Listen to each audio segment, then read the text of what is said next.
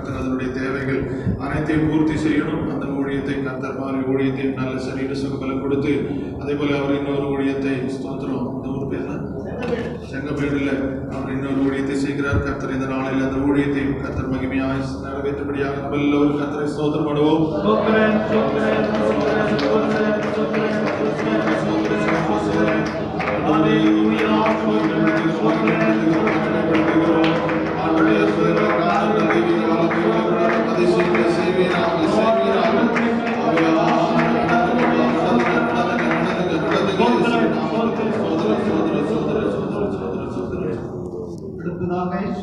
கரடிப்பாக்கம் என்ற பகுதியில ஊழியம் செய்கிற ஈபால் இமயவர்மன் அவரை காக்கவும், அடுத்து நெமலிச்சேரி பகுதியில் ஊழியம் செய்கிற அருண்குமார் 2 பேருக்காக இந்த நாளிலே தன்னுடைய சமூகத்தில்